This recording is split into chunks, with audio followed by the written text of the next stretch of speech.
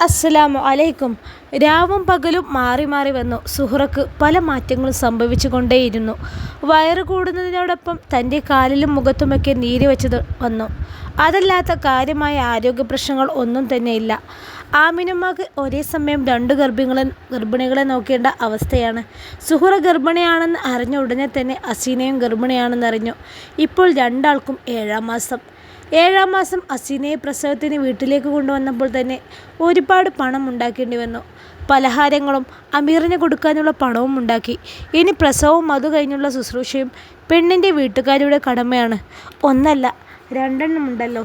സുഹറ പക്ഷേ ഇവിടെ തന്നെ ആയതുകൊണ്ട് ഷാജഹാന് പൈസ കൊടുക്കേണ്ടി വരില്ല എന്നാണ് കരുതിയിരുന്നെങ്കിലും ആ ധാരണ തെറ്റിച്ചുകൊണ്ട് അയാളെ സമയമായപ്പോൾ പണം വന്ന് കൊണ്ടുപോയി. ദിവസങ്ങൾ അടുക്കുംതോറും രണ്ട് നിറഗർഭിണികളെക്കുറിച്ച് സാദാ സമയം ആമിനുമക്കും മജീദിക്കും പേടിയായിരുന്നു. ആപത്തുകളൊന്നും സംഭവിക്കാതെ ഉമ്മയും കുഞ്ഞുങ്ങളും രണ്ടായി കിട്ടണമെന്ന് പ്രാർത്ഥന മാത്രമായിരുന്നു അവർക്ക്. അസീന സന്തോഷത്തോടെ തൻ്റെ ഗർഭകാലം ആസ്വദിക്കുകയായിരുന്നു. പക്ഷേ സുഹ്റ തൻ്റെ മനസ്സിലേറ്റ മുറിവുണങ്ങാനാവാതെ വീണ്ടും വീണ്ടും അതിൽ നിന്നും രക്തം പൊഴിച്ചുകൊണ്ടാണ് ഗർഭകാലം കഴിച്ചു കൂട്ടുന്നത്. ഇടയ്ക്കിടെ അമീർ വരുമ്പോൾ അസീന സന്തോഷവതിയായി കാണപ്പെടുന്നുണ്ടെങ്കിൽ ഷാജഹാൻ വരുന്ന ദിവസം സുഹ്റ തീർത്തും മൂകയായിരുന്നു. ഒരു ദിവസം രാത്രി കിടക്കുമ്പോൾ തൻ്റെ കാലുകൾക്കിടയിലൂടെ എന്തോ അരിച്ചിറങ്ങുന്ന പോലെ തോന്നിയതും സുഹ്റ ഉറക്കത്തിൽ നിന്ന് ഞെട്ടി എണീറ്റു. തപ്പിത്തടഞ്ഞ് എണീറ്റുകൊണ്ട് റൂമിലെ ലൈറ്റ് തെളിയിച്ചു. കട്ടിലിൽ രാത്രിയിലെ ക്ഷീണം കാരണം കിടന്നിറങ്ങുന്ന ഷാജഹാനെ അവളൊന്ന് നോക്കി. മാസം തികഞ്ഞിരിക്കുമ്പോൾ അയാളുടെ ആഗ്രഹങ്ങൾ നടത്തി കൊടുക്കാൻ കഴിയില്ല എന്നറിയാമെങ്കിലും ഒരിക്കൽ കൂടി ഒരു ദുരനുഭവം നേരിടാൻ ഉള്ള ആത്മബലമില്ലാത്തതിനാൽ അയാളുടെ ആഗ്രഹങ്ങൾക്കനുസരിച്ചുകൊണ്ട് ഇന്നലെ രാത്രിയിൽ അയാൾക്ക് കീഴിൽ കിടന്നു കൊടുത്തിരുന്നു. അതിനുശേഷം ഏറെ നേരം വേദന കൊണ്ട് കണ്ണെടുക്കാൻ സാധിച്ചിരുന്നില്ല. പിന്നെ എപ്പോഴാണ് ഉറങ്ങിപ്പോയത്? കാലുകൾക്കിടയിലൂടെ ഒലിച്ചിറങ്ങുന്ന കൊഴുത്ത വെള്ളം കണ്ടതും സുഹ്റ ഒരു നിമിഷം ഭയപ്പെട്ടു. എന്ത് ചെയ്യണമെന്നറിയാതെ പേടിച്ചുപോയി. ഇട്ടിരിക്കുന്ന വസ്ത്രം ഒന്നാകെ നനച്ചു കളഞ്ഞു. ഇടയ്ക്കിടെ വയറിലും നടുവിലുമായി വരുന്ന വേദനയിൽ സുഹ്റ ഒന്ന് പിളഞ്ഞുപോയി. ബാത്റൂമിൽ പോവാൻ തോന്നിയതും വാതിൽ തുറന്ന് പുറത്തേക്കിറങ്ങാൻ ശ്രമിച്ചു. കാല് നിന്നിടത്ത് നിന്ന് അനക്കാനാവാത്ത വിധം സുഹ്റ തളർന്നിരുന്നു. അല്ലാഹ്! ഒരിക്കൽ കൂടി വേദന നടുവിലൂടെ ഓടിപ്പോയപ്പോൾ അറിയാതെ സുഹ്റ ഉറക്കെ അള്ളാഹുവിനെ വിളിച്ചുപോയി. സുഹ്റയുടെ ശബ്ദം കേട്ടുകൊണ്ട് ഷാജഹാൻ ഉറക്കത്തിൽ നിന്നും കണ്ണു തിരുമ്പി എണീറ്റു. ഉറക്കം നഷ്ടപ്പെട്ട ദേഷ്യത്തോടെ സുഹ്റയെ നോക്കിയപ്പോൾ അയാൾ കാണുന്നത് നനഞ്ഞു കുതിർന്ന വേദന സഹിക്കാനാവാതെ നടുവിന് കൈത്താങ്ങി കരയുന്ന സുഹ്റയെയാണ്. അയാൾ ചാടിപ്പിടഞ്ഞെണീറ്റുകൊണ്ട് വാതിൽ തുറന്ന് ആമിനമ്മയെ വിളിച്ചു. അസീനയ്ക്ക് കൂട്ടായി അവളുടെ കൂടെയാണ് ഉമ്മ കിടക്കുന്നത്. ഓടിപ്പിടഞ്ഞു വന്ന് നോക്കുമ്പോൾ സുഹ്റയുടെ അവസ്ഥ കണ്ട് അവർക്ക് ഭയം തോന്നി. വെള്ളം മുഴുവനും പോയി കഴിഞ്ഞിരിക്കുന്നു. വേദനയാണെങ്കിൽ സഹിക്കാൻ കഴിയാത്ത രീതിയിൽ ആയി തീർന്നിരിക്കുന്നു. സുഹ്റയെ പിടിച്ചു കട്ടിലിരുത്തി അവർ മജീദിക്കയുടെ അടുത്തേക്ക് ധൃതിയിലോടി. ഇക്കാ, മജീദിക്ക, നിങ്ങൾ ആ വേലായുധേട്ടൻ്റെ ഭാര്യനൊന്ന് വേഗം വിളിച്ചോണ്ടി. നമ്മുടെ സുഹ്റ ആശുപത്രിയിൽ എത്താൻ സമയം ഉണ്ടാവില്ല. ഈ പാതിരാക്ക് ഒരു വണ്ടി വിളിച്ച് ഇവിടുന്ന് ആശുപത്രിയിൽ എത്തുമ്പോഴേക്കും ഓളെ പ്രസവം കഴിയും. അവരുടെ ഭയത്തോടെയുള്ള സംസാരം കേട്ടത് മജീദിക്ക സമയം കളയാതെ പുറത്തേക്കോടി. പഴയ കാലത്തായിരുന്നെങ്കിൽ ഇതൊക്കെ സർവ്വസാധാരണമായിരുന്നു.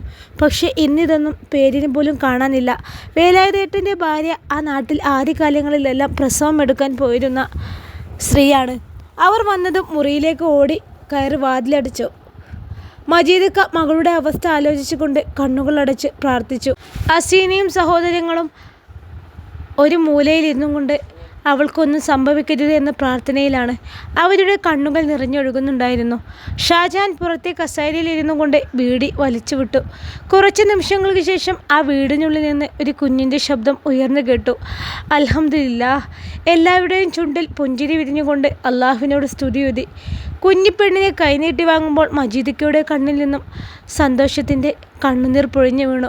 കണ്ണുമടച്ച് കൈകൾ ചുരുട്ടി പിടിച്ചുകൊണ്ട് ചുവന്ന് തൊടുത്തൊരു പാവക്കുഞ്ഞിനെ പോലെ തോന്നിക്കുന്ന ഒരു സുന്ദരി പെണ്ണ്. ഒറ്റ നോട്ടത്തിൽ സുഹ്റയെ വർഷങ്ങൾക്ക് മുമ്പ് കൈകളിലേക്ക് ഏറ്റുവാങ്ങിയതുപോലെ തോന്നിപ്പിച്ചു മജീദിക്കാക്ക്. പുഞ്ചിരിച്ച മുഖത്തോടെ എല്ലാവരും കുഞ്ഞിപ്പെണ്ണിനെ കൺകുളിർക്കെ കണ്ടു. അവസാനം ഷാജഹാനെ കൈകളിലേക്ക് വെച്ചു കൊടുക്കുമ്പോൾ അയാളുടെ മുഖത്ത് പ്രത്യേകിച്ചൊരു ഭാവവും കാണാൻ കഴിഞ്ഞില്ല. കുഞ്ഞിനെ ഒന്ന് നോക്കിക്കൊണ്ട് തിരിച്ചു മജീദ് കൈകളിലേക്ക് തന്നെ ഏൽപ്പിച്ചപ്പോൾ അത് തടഞ്ഞുകൊണ്ട് മജീദ് പറഞ്ഞു, 2 ചെവിയിലും ബാങ്ക് കൊടുക്ക്, സമയം കളയണ്ട, എത്രയും പെട്ടെന്ന് കൊടുക്കുന്നോ അത്രയും നല്ലതാണ്. പറഞ്ഞതനുസരിച്ചുകൊണ്ട് ഷാജഹാൻ കുഞ്ഞിൻ്റെ 2 ചെവികളിലും ബാങ്ക് വിളിച്ചു. അതുവരെ ഉറങ്ങിക്കൊണ്ടിരിക്കുന്ന കുഞ്ഞ് പെട്ടെന്ന് കരയാൻ തുടങ്ങി. മജീദ് കൈകളിലേക്ക് ആദിയോടെ ഷാജഹാൻ കുഞ്ഞിനെ വെച്ചു കൊടുത്തു. സൂറ കിടന്ന മുറിയിലേക്ക് കുഞ്ഞുമായി ചെല്ലുമ്പോൾ അവിടെയെല്ലാം വൃത്തിയാക്കി ആമനിമ്മയും മറ്റേ സ്ത്രീയും പുറത്തിറങ്ങിയിരുന്നു. ഏതായാലും കുഴപ്പങ്ങളൊന്നുമില്ലാതെ എല്ലാം കഴിഞ്ഞു കിട്ടിയതിനാൽ എല്ലാവരുടെയും മുഖത്ത് ഒരു ആശ്വാസമുണ്ടായിരുന്നു. പ്രസവം കഴിഞ്ഞ ആലസ്യത്തിൽ കിടക്കുന്ന സുഹറയുടെ അടുത്തേക്ക് കുഞ്ഞിനെ വെച്ച് കൊടുത്തതും സുഹറയുടെ കണ്ണുകൾ തിളങ്ങി. കണ്ണുനീർത്തുള്ളികൾ കണ്ണുകളിൽ തടഞ്ഞു നിന്നു. കുഞ്ഞിൻ്റെ കൈകളിൽ സുഹറ മൃദുവായി ഉമ്മ വെച്ചു. ഒരു പുഞ്ചിരിയോടെ അമ്മിഞ്ഞപ്പാൽ ആദ്യമായി കുഞ്ഞിൻ്റെ ചുണ്ടുകളിൽ വെച്ച് കൊടുത്തപ്പോൾ സുഹറ ഒരു ഉമ്മയായതിൻ്റെ നിർവൃതിയിൽ പുഞ്ചിരിച്ചു.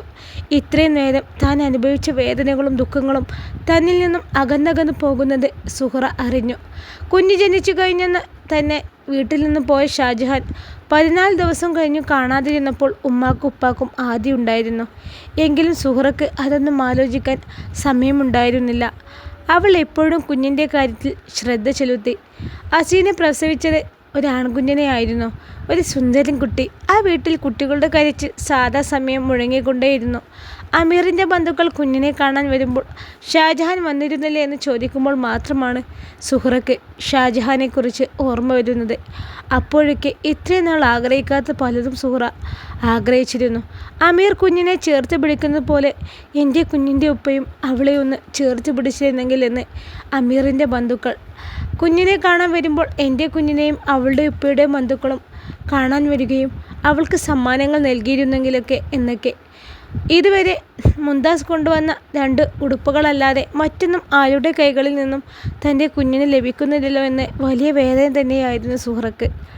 14 ദിവസം കഴിഞ്ഞപ്പോൾ തന്നെ അസീനയുടെ കുഞ്ഞിൻ്റെ മുടി കളയാൻ വേണ്ടി അമീറിൻ്റെ വീട്ടുകാർ വന്നു.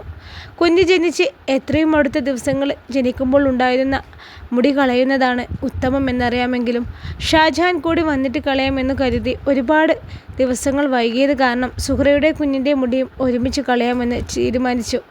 ഒരുപാട് തവണ ഷാജഹാനെ ഫോണിൽ വിളിക്കാൻ ശ്രമിച്ചെങ്കിലും അയാളെ അറിയിക്കാൻ സാധിച്ചിരുന്നില്ല. ഹസീനയുടെ കുഞ്ഞിൻ്റെ മുടി കളഞ്ഞു. ചെവിയിൽ പേരും വിളിച്ചു. ഉപ്പയും ഉമ്മയുമായ സന്തോഷത്തിൽ കുഞ്ഞിനെയും ചേർത്ത് പിടിച്ചുകൊണ്ട് 2 പേരും നിൽക്കുന്നത് കാണാൻ തന്നെ ഒരു നല്ലൊരു ഭംഗിയായിരുന്നു. സുഹറയുടെ കുഞ്ഞിനെ മടിയിലിരുത്തിക്കൊണ്ട് ആമിനുമ്മ ബാർബിളുടെ മുന്നിലിരുന്നു. ഉറക്കത്തിനിടയിൽ കുഞ്ഞിപ്പെണ്ണ് തലയിൽ നിന്ന് മുടി അടർന്നു മാറുന്നതൊന്നും അറിയില്ലായിരുന്നു. എങ്കിലും കുഞ്ഞ് ഉറക്കത്തിനിടയിൽ കൈ അനക്കുമ്പോൾ കത്തി തട്ടി കുഞ്ഞിൻ്റെ തല മുറിയുമോ എന്ന ആശങ്കയിൽ സുഹറ നോക്കിക്കൊണ്ടേയിരുന്നു. മുടി കളഞ്ഞതും കുഞ്ഞിന് പേരിടാൻ വേണ്ടി എല്ലാവരും സുഹറയെ നോക്കി. ശരിക്കും അതെല്ലാം ഒരു ഉപ്പയുടെ കടമകളാണ്. ഇവിടെ തൻ്റെ കുഞ്ഞിന് ഞാൻ മതിയെന്ന് കരുതിക്കൊണ്ട് സുഹറ ചെവിയിൽ പേര് വിളിച്ചു. അമാൽ. 3 പ്രാവശ്യം ആ പേര് സുഹറ കുഞ്ഞിൻ്റെ കാതിൽ മന്ത്രിച്ചു. അമാൽ. പ്രതീക്ഷ. ഇനി എൻ്റെ പ്രതീക്ഷകൾ മുഴുവനും എൻ്റെ കുഞ്ഞിലാണ്. എൻ്റെ ആമിമോള്. സുഹറ പുഞ്ചിരിയോടെ ഓർത്തു. പേരുവിളിയും ചടങ്ങുകളും കഴിഞ്ഞപ്പോഴാണ് ഷാജഹാൻ ആ വീടിൻ്റെ പടി കയറി വന്നത്. എല്ലാവരുടെയും മുഖത്തും ഒരു ഈർഷ്യയുണ്ടായിരുന്നു. എങ്കിലും ആരും ഒന്ന് പുറത്ത് കാണിച്ചില്ല. ചിരിച്ച മുഖത്തോടെ തന്നെ അയാളെ സ്വീകരിച്ചു. മകളുടെ ഭർത്താവാണല്ലോ. അയാളുടെ കയ്യിൽ കുഞ്ഞിന് വേണ്ടി ഒന്നും തന്നെ ഉണ്ടായിരുന്നില്ല. സുഹറക്ക് പുച്ഛമല്ലാതെ ഒന്നും തോന്നിയില്ല. അവൾ ഒന്നും പ്രതീക്ഷിച്ചിരുന്നില്ലല്ലോ. എങ്കിലും സന്തോഷമുണ്ടായിരുന്നു. അയാൾ വന്നല്ലോ. എത്ര ആയാലും തൻ്റെ കുഞ്ഞിൻ്റെ ഉപ്പ അല്ലേ. എല്ലാം മറന്നുകൊണ്ട് സന്തോഷ നിമിഷങ്ങൾ ആസ്വദിച്ചു കൊണ്ടിരിക്കുമ്പോൾ അവരുടെ വീടിനെ ലക്ഷ്യമാക്കി ഒരു ഉമ്മയും 2 കുഞ്ഞുങ്ങളും വരുന്നത് അവർ ആരും അറിഞ്ഞിരുന്നില്ല. എനിക്ക് തൊലാക്ക് വേണം. കൂടി നിന്നവരുടെയൊക്കെ ഉള്ളിൽ സുഹറയുടെ ആ വാക്കുകൾ തീമായി പഴിപ്പിച്ചു. എല്ലാവരുടെയും കണ്ണുകൾ സുഹറക്ക് മേലെ തറഞ്ഞു നിന്നു. ഈ എന്താണ് പറയുന്നതെന്ന് ഓർമ്മ ഉണ്ടോ എനിക്ക്? തൊലാക്കെന്ന് പറയുന്നതേ കുട്ടികളെയാണെന്ന് അജു വിചാരിച്ച സുഹറ? ചോദിക്കുമ്പോൾ എടുത്തു തരാൻ പള്ളിയിലെ ഖത്തീബ് സുഹറക്ക് മേലെ ഒച്ചെടുത്തു. അല്ലെങ്കിലും ആണുങ്ങൾ സംസാരിക്കുന്നിടത്ത് എനിക്കെന്താ കാര്യം?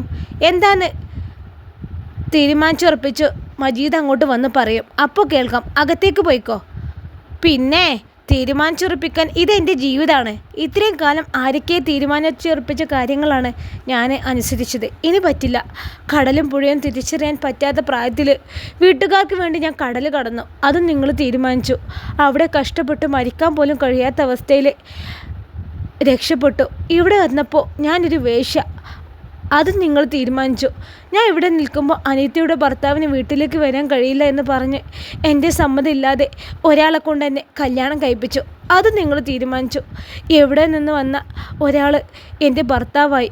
ഭാര്യ മരിച്ചുപോയി, കുട്ടികൾ വലുതായി, അവർക്ക് നിന്നെ ഉൾക്കൊള്ളാൻ കഴിയുന്ന കാലം വരെ നിനക്ക് ഈ വീട്ടിൽ നിൽക്കാമെന്ന് നിങ്ങൾ പറഞ്ഞ് അതും ഞാൻ തീരുമാനിച്ചു. ഇനി എൻ്റെ ജീവിതത്തിലുള്ള കാര്യങ്ങളൊക്കെ ഞാൻ തീരുമാനിച്ചോളാം. ഇപ്പോൾ ഞാൻ തനിച്ചല്ല. 3 വയസ്സുള്ളൊരു പെൺകുട്ടിയുണ്ട് എൻ്റെ കയ്യിൽ. കൂടാതെ എൻ്റെ കയ്യിൽ ഒതുങ്ങാത്ത അത്ര ബാധ്യതകളുണ്ട്. എൻ്റെ കുട്ടിക്ക് 1 മാസം പ്രായമായെന്ന് അന്ന് എൻ്റെ മുന്നിലേക്ക് കടന്നു വന്ന ആ സ്ത്രീയുടെ മുഖം ഇന്നും എൻ്റെ മനസ്സിലുണ്ട്. കെട്ടിക്കാൻ പ്രായമായ 2 പെൺകുട്ടികളെ കൊണ്ടുവന്ന് എൻ്റെ മുമ്പിൽ അവരുടെ ഭർത്താവിന് വേണ്ടി കരഞ്ഞ ആ സ്ത്രീയുടെ ദയനീയ മുഖം. ഭാര്യ മരിച്ചുപോയെന്ന് പറഞ്ഞ് പറ്റിച്ച് കല്യാണം കഴിച്ച് സ്വന്തം സുഖം മാത്രം നോക്കി നടക്കുന്ന ഭർത്താവിനെ അന്വേഷിച്ചല്ല അവർ വന്നത്. നാളെ ആ കുട്ടികളെ കൈപിടിച്ച് കൊടുക്കാൻ, ഒരു നേരത്തെ ഭക്ഷണം കൊടുക്കാൻ, ആവശ്യങ്ങൾ നിറവേറ്റി കൊടുക്കുന്ന സ്നേഹമുള്ള ഒരു ഉപ്പയാണ് അവരെ അന്വേഷിച്ചു വന്നത്. സ്വന്തം ഭർത്താവ് വേറൊരു സ്ത്രീയെ കല്യാണം കഴിച്ച് ജീവിക്കുന്ന അറിഞ്ഞപ്പോൾ, അതും ഞാൻ മരിച്ചുപോയി എന്നൊരു കളവ് പറഞ്ഞ് വിവാഹം കഴിച്ചെന്നറിഞ്ഞപ്പോൾ തോറ്റുപോയി കാണും ആ പെണ്ണ്. മനസ്സ് മരിച്ചുപോയി കാണും. എങ്കിലും അവർക്ക് വേറൊരു മാർഗ്ഗം ഇല്ലാഞ്ഞിട്ടാണ് ഓല് ഇവിടെ വന്നത്. അന്ന് ഈ പ്രശ്നത്തിന് പരിഹാരം കാണാൻ എല്ലാവരെയും വിളിച്ചു ചേർത്തതാണ്. 2 ഭാര്യമാരെയും ഒരുപോലെ നോക്കിക്കൊള്ളാമെന്ന് അയാൾ പറഞ്ഞിട്ടാണ് അയാൾ അന്ന് മടങ്ങിയത്. ഇന്നിപ്പോൾ 3 വർഷം കഴിഞ്ഞു. കടം മേടിച്ച് എനിക്കെൻ്റെ ഉപ്പുണ്ടാക്കിയ പകുതി സ്വർണവും ദൂർത്തടിച്ച് കൊണ്ടുപോയി എന്നല്ലാതെ എൻ്റെ ആമിമോൾക്ക് ഒരു മിഠായിപ്പൊട്ട് പോലും ബാപ്പാണെന്ന് പറഞ്ഞ് അയാൾ മേടിച്ച് തന്നിട്ടില്ല. പിന്നെ എന്തിന് ഒരു ഭർത്താവിൻ്റെ ആവശ്യം? ഇയാളിൽ നിന്ന് ഞാൻ അനുഭവിച്ച ക്രൂരതകളെ എല്ലാം ഇവിടെ തുറന്നു പറയാൻ പോലും എനിക്ക് അറപ്പുണ്ട്. ഞങ്ങളുടെ കുടുംബം പട്ടിണിയാണ്. അറിയോ നിങ്ങൾക്ക്? ആർക്കെങ്കിലും അറിയോ? വയ്യാത്ത ഉപ്പ, കെട്ടിക്കാൻ പ്രായമായ അനിയത്തി, ഒരു അനിയനെ, വയ്യാത്ത ഉമ്മ, അതിനിടയിൽ ഞാനും എൻ്റെ മോളും. ഇവിടെ വരുമാനം എന്ന് പറയുന്നത് 2 പശുക്കൾ മാത്രമാണ്. അതിനിടയിൽ ഇങ്ങനെ ഒരു പ്രാരാബ്ദം കൂടി ഏറ്റെടുക്കാൻ എനിക്ക് വയ്യ. എനിക്കെൻ്റെ കുടുംബം നോക്കണം. ഒരു ഉപകാരമില്ലാത്ത ഭർത്താവ് ഉണ്ടാവാതിരിക്കുന്നതാണ് നല്ലത്. വർഷത്തിൽ എപ്പോഴെങ്കിലും കയറി വന്ന് അയാളുടെ സുഖം നോക്കി നടക്കുന്ന ആ ഭർത്താവിനെ ഈ സൂറയ്ക്ക് ഇനി വേണ്ട. സുഹറയുടെ എടുത്തടിച്ചുള്ള വർത്താനം അവിടെ കൂടിയ പള്ളിക്കാർക്കോ നാട്ടുകാർക്കോ ബോധിച്ചില്ല. അവർ പുച്ഛത്തോടെ മുഖം ചുളിച്ചു. എന്നാൽ സുഹറയ്ക്ക് ഒരു തരത്തിൽ ആശ്വാസമായിരുന്നു. ഇത്രയും വർഷങ്ങൾ മനസ്സിൽ കൊണ്ട് നടന്നിരുന്ന രോഷവും സങ്കടങ്ങളും പുറത്തേക്കൊഴുക്കി വിട്ടപ്പോൾ ഉണ്ടായ ആശ്വാസം. അതിലേറെ ദിവസങ്ങൾക്ക് മുമ്പ് തൻ്റെ മുന്നിലേക്ക് കടന്നു വന്ന ഭർത്താവിന് വേണ്ടി യാചിച്ച ആ പാവം സ്ത്രീയുടെ കണ്ണുനീരും. എനിക്ക് എൻ്റെ കുട്ടികളുടെ ഉപ്പയെ തിരിച്ചു തരണം. എനിക്ക് കയറി ചെല്ലാൻ ഒരു വീടോ വീട്ടുകാരോ ഇല്ല. ഇക്ക എപ്പോഴും ഇവിടെയാണെന്നറിയാം. കുട്ടികൾ ഒരാൾക്ക് വിവാഹം ഉറപ്പിച്ചിട്ടുണ്ട്. പണിയെടുത്ത് കിട്ടുന്ന പൈസ മുഴുവനും ഇവിടെ കൊണ്ടു തരുന്നുണ്ടെന്നും അറിയാം. നിനക്ക് ചെറുപ്പമല്ലേ സുഹറ? കുട്ടിക്കാണെങ്കിൽ വയസ്സ് 3. എൻ്റെ പ്രായം നോക്ക്. ഭർത്താവല്ലാതെ വേറൊരു മാർഗവും ഇനി എൻ്റെ മുമ്പിലില്ല. എങ്ങനെയെങ്കിലും നീ ബന്ധം ഒഴിയണം. അവരുടെ വാക്കുകൾ കേട്ടതും സുഹറയ്ക്ക് പുച്ഛം തോന്നി. പൈസ ഇവിടെ കൊണ്ടു തരുന്നു, എപ്പോഴും ഇവിടെയാണത്രേ. അയാളുടെ സുഖത്തിന് വേണ്ടി ഉപയോഗിക്കുന്ന ഒന്നാണെന്ന് ഞാനിന്ന് ഇവർ അറിയുന്നില്ലല്ലോ. നിങ്ങളുടെ ഭർത്താവിനെ ഒരിക്കലും ഞാൻ തടഞ്ഞു നിർത്തിയിട്ടില്ല. ഒരു കാര്യം ഞാൻ പറയാം, എൻ്റെ ആമിമോളല്ലാതെ ഒരു ഉപകാരവും അയാളെ കൊണ്ട് എനിക്കുണ്ടായിട്ടില്ല. ഞാൻ ഒരിക്കലും അയാളെ സ്നേഹിച്ചിട്ടില്ല. ഒരു സ്നേഹബന്ധം ഞങ്ങൾക്കിടയിൽ ഉണ്ടായിട്ടില്ല. എല്ലാം അറിഞ്ഞിട്ടും ഇത്രയും കാലം അയാൾ ഭർത്താവിൻ്റെ സ്ഥാനത്ത് കൊണ്ടു നടന്നതും തേടി വരുമ്പോൾ അയാളുടെ ആവശ്യങ്ങൾക്ക് മുമ്പിൽ നിന്നു കൊടുത്തതും പ്രായമായ ഉമ്മാക്കും ഉപ്പാക്കും വേണ്ടി മാത്രമാണ്. പക്ഷേ നിങ്ങൾക്ക് നിങ്ങളെ കുട്ടികളുടെ ഉപ്പയെ എന്നിൽ നിന്നും ഒഴിവാക്കി തരും. ഇപ്പോൾ എൻ്റെ കൂടി ആവശ്യം അതാണ്. അത് പറഞ്ഞ് അവരുടെ മുഖത്ത് നോക്കിയതും ആ സ്ത്രീയുടെ മുഖത്ത് ഒരു പുഞ്ചിരി വിരിഞ്ഞിരുന്നു. ഞാനും എൻ്റെ മോളും ആരുടെയും കണ്ണീരിന് കാരണമാവില്ല എന്ന് ഉറപ്പിച്ചിരുന്നു. എൻ്റെ മോളുടെ മേലിൽ ആരുടെയും ശാപം വേണ്ട എന്നും. കണ്ടില്ല ഓളൊരു അഹങ്കാരം. ഞാനില്ലെങ്കിൽ കൂടെ കിടക്കാൻ വേറെ ഒരാളെ കിട്ടുമെന്ന അഹങ്കാരം. ഷാജഹാൻ്റെ ശബ്ദമാണ് സുഹറയെ ചിന്തകളിൽ നിന്നും ഉണർത്തിയത്. അല്ലെങ്കിലും ആരാൻ്റെ കുട്ടീനെ എൻ്റെ മേലിൽ കെട്ടിവെക്കാനേ നോക്കി ഇവളെ ഒന്നും എൻ്റെ കെട്ടിയോളായി കാലകാലം കൊണ്ട് നടക്കാൻ പോണില്ല. ഇവിടെ നല്ല സ്വഭാവം അറിഞ്ഞ് ആരുവരും കെട്ടാൻ എന്നെപ്പോലെ മതി ഉസ്താദെ. എവിടെ ഉപ്പിടേണ്ടെന്ന് വെച്ചാൽ പറഞ്ഞോളി. ഞാനും സുഹറയും തമ്മിലുള്ള ബന്ധം ഇവിടെ അവസാനിപ്പിച്ചു. എനിക്കിനി ഓളെ വേണ്ട, അത് ഞാൻ തീരുമാനിച്ചു. തോറ്റുകൊടുക്കാൻ മനസ്സില്ലാതെ ഷാജഹാൻ അലറി. അയാളുടെ ഭാഗത്താണ് ശരികൾ എന്ന് വരുത്തി തീർക്കാൻ ഷാജഹാൻ ശ്രമിച്ചുകൊണ്ടേയിരുന്നു. അയാൾ എന്ത് വേണമെങ്കിലും പറഞ്ഞുകൊള്ളട്ടെ, എനിക്ക് ഈ ബന്ധത്തിൽ നിന്ന് ഒഴിഞ്ഞു കിട്ടിയാൽ മാത്രം മതി എന്നൊരു ചിന്തയായിരുന്നു സുഹ്റയ്ക്ക്. എല്ലാം പറഞ്ഞവസാനിപ്പിച്ചുകൊണ്ട് ഷാജഹാൻ ആ വീടിൻ്റെ പടി ഇറങ്ങുമ്പോൾ മോളെക്കുറിച്ചൊന്ന് ചോദിക്കുമെന്ന് സുഹ്റ വെറുതെയെങ്കിലും കരുതി. ഇല്ല, അയാളുടെ മനസ്സിൽ ഒരിക്കൽ പോലും കുഞ്ഞുണ്ടായിട്ടില്ല എന്ന് സുഹ്റയ്ക്ക് തോന്നി. ഇനിയെങ്കിലും ആ ഉമ്മാക്കും കുട്ടികൾക്കും അയാൾ താങ്ങായാൽ മതിയായിരുന്നു എന്ന് സുഹ്റ വെറുതെയെങ്കിലും മോഹിച്ചു. എന്നാലും മജീദേ, എൻ്റെ മോളുടെ അഹങ്കാരം എന്ത് കണ്ടിട്ടാണോ, ആരെ കണ്ടിട്ടാണ് ഓളിങ്ങനെ അഹങ്കാരം കാണിക്കണേ? ഇനി വേറെ വല്ലവരും കണ്ടുവച്ചിട്ടുണ്ടോ ഓള്? അതാണ് ഓളി ഇളകണത്. മുറ്റത്ത് നിന്ന് ഉപ്പയോട് അബൂക്ക പറയുന്നത് കേട്ടതും സുഹ്റ അയാളുടെ മുന്നിൽ വന്ന് നിന്നു. നിങ്ങൾക്ക് എന്താ അറിയേണ്ടത്? എന്നോട് ചോദിച്ചു നോക്കി, ഞാൻ പറഞ്ഞു തരാം മറുപടി. കള്ള വിസ ഒപ്പിച്ചെന്ന് എന്നോട് ക്രൂര ചെയ്ത് നിങ്ങൾ പോലീസിൽ പിടിച്ച് ഏൽപ്പിക്കാനേ കഴിയാഞ്ഞിട്ടല്ല എനിക്ക്. പിന്നെ ഞാൻ ഒരു വേശ്യയാണെന്ന് ഈ നാട്ടിൽ പറഞ്ഞ് പരത്തിയത് നിങ്ങളല്ലേ. ഒരു വേശ്യയ്ക്ക് എല്ലാ ആണുങ്ങളെയും പാട്ടിലാക്കാനുള്ള കഴിവുണ്ടെന്നറിയാലോ. വേണമെങ്കിൽ നിങ്ങൾ ഒൽപ്പിച്ചു കൊണ്ട് നടക്കുന്ന മോനില്ലേ, അവനെ ചിലപ്പോൾ ഞാൻ എൻ്റെ പാട്ടിന് കൊണ്ടുവന്ന് വരും. അത് മറക്കണ്ട നിങ്ങൾ. സുഹ്റയ്ക്കിനി മുന്നും പിന്നും നോക്കാമല്ല കേട്ടോ. ഒരു ചീത്തപ്പേരും കേൾക്കാൻ എനിക്ക് ബാക്കിയില്ല. സൂക്ഷിച്ചു മതിയെല്ലാം, മനസ്സിലായോ? അയാളുടെ മുഖത്ത് നോക്കി പറഞ്ഞതും അയാളൊന്ന് ചൂളിപ്പോയി. ഇത്രയും കാലം സുഹ്റയുടെ കണ്ണുകളിൽ കാണാത്ത രൗദ്രഭാവം കണ്ട് എല്ലാവർക്കും അത്ഭുതമായിരുന്നു. ഇവൾ ഇങ്ങനെയൊക്കെ പറയുമോ എന്ന്. ഉപ്പയും എന്ന് നോക്കി അകത്തേക്ക് കയറിയ സുഹ്റയ്ക്ക് മുന്നിൽ ഉമ്മ വന്നു നിന്നു. സുഹ്റ, ഈ എന്ത് ഭാവിച്ചാണ്? ആരെ കണ്ടിട്ടാണ്? ഈ വയ്യാത്ത ഉപ്പാനെ കണ്ടിട്ടോ? ഉണ്ടായിരുന്ന ബന്ധം അറുത്ത് മാറ്റി പേരിനെങ്കിലും ഒരു ബന്ധം ഉണ്ടായിരുന്നെങ്കിൽ ഒരു സമാധാനമായിരുന്നു. വേറെ ഒരാളെ തേടി പോവില്ല എന്നുള്ളത്. ഉമ്മ, ആമിനമ്മ പറഞ്ഞു തീരുന്നതിന് മുമ്പേ സുഹ്റ അവരെ തടഞ്ഞു. ഉമ്മ, നിങ്ങൾ എത്ര വട്ടം കണ്ടിട്ടുണ്ട് ഞാനൊരു ആണിൻ്റെ ചൂട് തേടിപ്പോയത്? പറയ്, ആരെ കണ്ടിട്ടാണ് സുഹ്റ ഇത്രയും കാലം ജീവിച്ചത്? ഒരു വീടിൻ്റെ ഭാരം മുഴുവൻ ഏറ്റെടുക്കുമ്പോൾ എനിക്ക് എത്ര വയസ്സുണ്ടെന്നറിയോ? 15 വയസ്സ്. അറിയോ നിങ്ങൾക്ക്? ഇവിടെ നിന്നോളം എൻ്റെ സുഖം ഞാൻ നോക്കിയിട്ടുണ്ടോ? നിങ്ങളെ കാര്യം മാത്രമല്ല ഞാൻ നോക്കിയത്, ഞാൻ അനുഭവിച്ച വേദനകളും ഇടങ്ങാറുകളും നിങ്ങൾക്കറിയോ? പോട്ടെ, അതല്ല ഏതോ രാജ്യത്ത് കിടന്ന് അനുഭവിച്ചതാണെന്ന് പറയാം. ഞാൻ ഒഴിവാക്കി വിട്ട മനുഷ്യൻ്റെ കൂടെ 3-4 വർഷം ഞാൻ അനുഭവിച്ചത് നിങ്ങൾ നേരിട്ട് കണ്ടതല്ലേ. എന്നിട്ടും കാണാത്ത ഭാവം നടിച്ച് നിങ്ങൾ നടന്നു. ആർക്ക് വേണ്ടി? ഞാൻ കാരണം എൻ്റെ കൂടെ പിറന്നവരുടെ ജീവിതം ഇല്ലാതാവരുതെന്ന് കരുതി അല്ലേ? അന്ന് അത് തന്നെ ഞാനും കരുതുന്നുള്ളൂ. എൻ്റെ കൂടെയുള്ളവരുടെ ജീവിതം നശിക്കരുത്, ഇരിക്കാനിടം നഷ്ടപ്പെട്ടത്. ഇനി ഞാൻ ഒരു വഴി തേടി വീടിൻ്റെ പടി ഇറങ്ങിയില്ലെങ്കിൽ എല്ലാവരും കൂടി ഈ വീടിൻ്റെ പടി കടന്ന് തെരുവിലേക്ക് ഇറങ്ങേണ്ടി വരും. നാട്ടുകാരും അയാളും എന്നെ കുറ്റപ്പെടുത്തിയപ്പോഴും ഞാൻ കരുതിയത് എൻ്റെ ഉമ്മയും ഉപ്പയും എൻ്റെ കൂടെ നിൽക്കുമെന്നാണ്. തെറ്റിപ്പോയി, എല്ലാം പിഴച്ചുപോയി. സാരമില്ല, ഈ അവഗണന ഞാൻ എന്നേ അറിഞ്ഞതാണ്. എനിക്ക് ഉമ്മാൻ്റെ സഹായം ഒരിക്കൽ കൂടി വേണ്ടി വരും. ഞാൻ പോകുന്ന സ്ഥലത്തേക്ക് തൽക്കാലം എൻ്റെ ആമിനെ കൊണ്ടുപോകാൻ എനിക്ക് കഴിയില്ല. എന്തെങ്കിലും ഒക്കെ ആവോളം ആമ ഇവിടെ ഉണ്ടാവും, നോക്കണം. നിങ്ങൾക്ക് വേണ്ടി മാത്രമേ ഞാൻ ജീവിക്കൂ ഉമ്മ. പറഞ്ഞു തുടങ്ങിയത് ഉറച്ച ശബ്ദത്തിലാണെങ്കിലും അവസാനം സുഹ്റയുടെ കണ്ണുകൾ നിറഞ്ഞു തൊണ്ടയിടറി തുടങ്ങിയിരുന്നു. റമീസിൻ്റെ കൈകളിലിരുന്ന് ഉമ്മയെ നോക്കി ചിരിച്ചു കാണിക്കുന്ന ആമയെ എടുത്തുകൊണ്ട് സുഹ്റ മുറിയിൽ കയറി വാതിലടച്ചു. അത്രയും നേരം തടഞ്ഞു വെച്ച കണ്ണുനീർ അവൾ തുറന്നു വിട്ടു. പൊട്ടിക്കരിയുന്ന ഉമ്മയെ നോക്കി ചുണ്ടുകൾ പിടർത്തി കുഞ്ഞാമയും കരയാൻ തുടങ്ങി. ഉമ്മാൻ്റെ കുട്ടി എന്തിനാ കരയണത്? ഉമ്മാൻ്റെ കുട്ടി ഉണ്ടാവില്ലേ എപ്പോഴും ഉമ്മാൻ്റെ കൂടെ? എന്നെ ഇഷ്ടമല്ല എനിക്ക്. ആണല്ലോ, ഉമ്മി കൈയല്ലേ? ആമിക്കുട്ടി ഉണ്ടല്ലോ ഉമ്മിക്ക് കയ്യിലെത്തോ? കുഞ്ഞു കൈകൾ കൊണ്ട് ഉമ്മയുടെ കണ്ണുകൾ തുടച്ചു തരുന്ന ആമിയെ കണ്ടതും സുഹ്റ അവളെ മാറോടണച്ച് മുഖത്താകെ ഉമ്മകൾ കൊണ്ട് മൂടി. ഇൻഷാ അല്ലാ, ഈ കഥയുടെ ബാക്കി ഭാഗവുമായി നാളെ കാണാം. അസ്സലാമു അലൈക്കും. എല്ലാവരും ലൈക്കും കമൻറ്റൊക്കെ ചെയ്യണേ.